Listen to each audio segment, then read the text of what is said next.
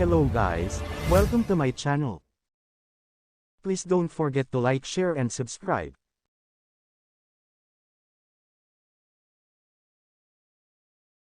How to do wiring connections to domino switch with passing light to Honda Click 125i step by step. Materials needed. 1. Domino switch. 2. 12 volts 5-pin relay. 3. Set of wires, electrical tape, soldering iron, soldering lead and heat shrink tube. Relay pins connection. Steps. 87. Open or no connection. 30. Connect the dark green of domino switch. 85. Connect the black of domino switch. 86. Connect the dark blue of domino switch. 87A. Connect the white, cut the wire and connect the portion at the socket side. Prepare to solder. Ihanda ang mga wires, soldering iron, soldering lead at heat shrink tube. Tandaan na walang connection ang pin 87 sa relay. Pagkatapos mas olda ang wire sa pin, lagyan ng heat shrink tube at iinitin para mag-shrink. Ang ginamit dito ay heat gun. Pagkatapos, balatan ang kaperaso ng dark green wire, black wire, at dark blue wire ng domino switch para i-connect ang mga wires sa relay. Tandaan, ang mga wire connections na binanggit sa unahan. Ngayon, i-connect at itali ang wire sa relay papunta sa domino switch, at pagkatapos itali, lagyan at balutan ng electrical tape, ganoon din ang gagawin sa mga wires na black, dark green at dark blue sa domino switch. Isunod naman ngayon, ang pag-connect sa white wire sa domino switch, putulin ang white wire at ang kaputol banda sa socket, dito ikabit ang wire sa 87A sa relay. At tandaan na walang connection ang kabilang wire banda sa switch, hayaan lang itong putol.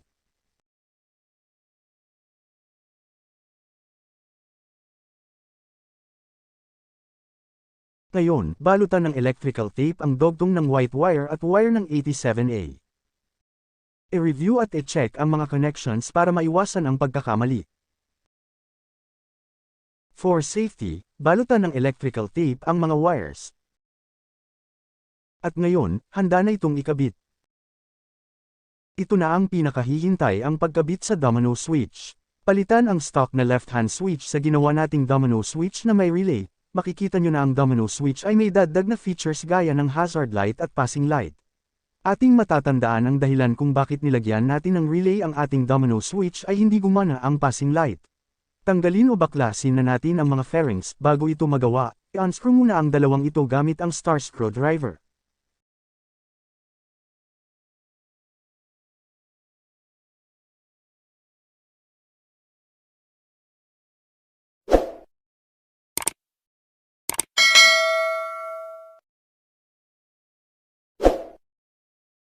Pagkatapos ma-unscrew, slide natin pababa ang gitna na fairing, para may access sa pagkabit ng domino switch.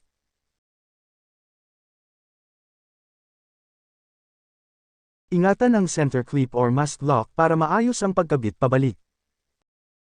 Isunod nating tanggalin ang fairings sa itaas sa may speedometer at handlebar at i-unscrew natin ang mga screws. Sa harapan paitaas, at sa gilid, paitaas din, magkabilaan.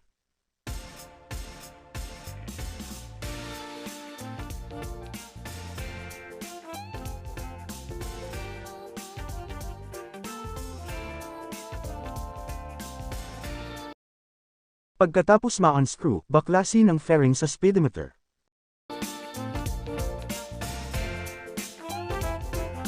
Para matanggal itong black fairing, i-unscrew muna itong dalawang screw sa itaas at dalawang screw sa gilid magkabilaan.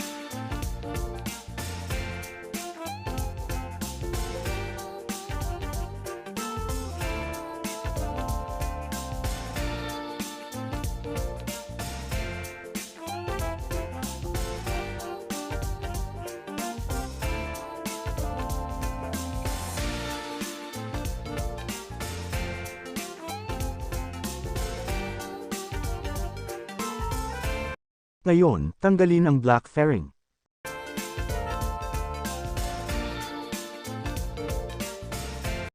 Ngayon, i-unscrew itong dalawang screw sa itaas at isa sa ilalim.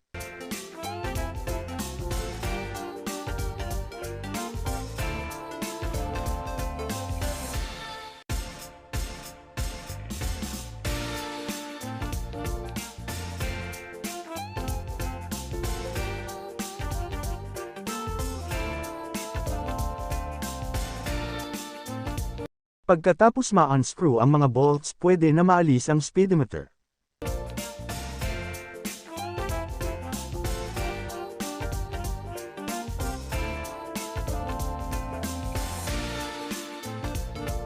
Ngayon, isunod ang pagtanggal sa left-hand switch sa handlebar.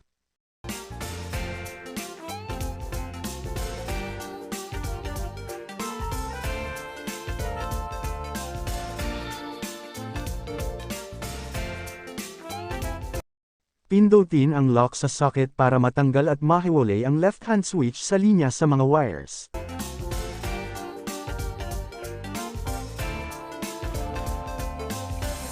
Ayan, tanggal na, ikabit na natin ang domino switch at i-test natin kung gumagana lahat na buttons sa domino switch.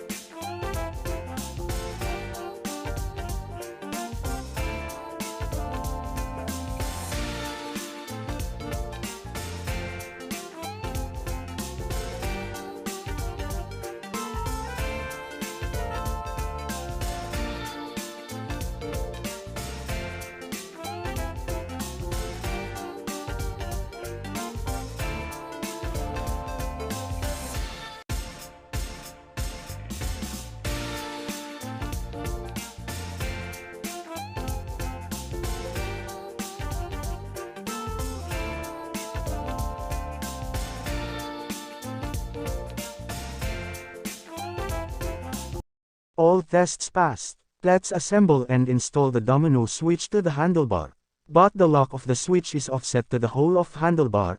Opted to remove the lock, and no drilling of new hole. Please see photos below.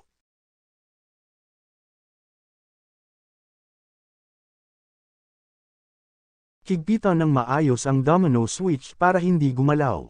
I-connect ang male and female socket.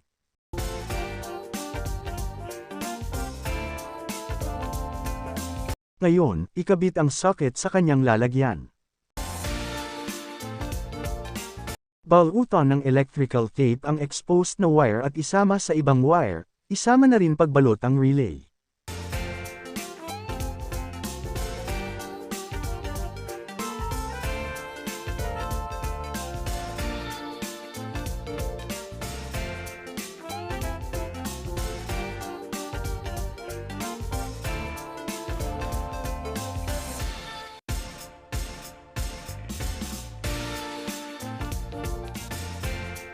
Pagkatapos, ibalik pagkabit ang mga fairings. Nakabit na ang mga fairings sa harapan at sa likuran. Ngayong may fairings na, i-test natin ulit kung nag-function ba ang mga buttons sa domino switch. Hazard light.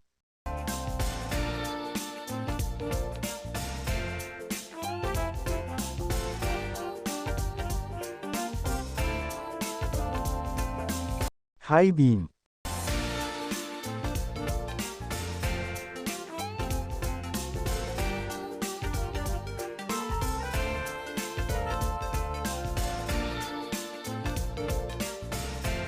Low beam. Horn. Pass light. All tests passed with satisfactory results. Thanks for watching.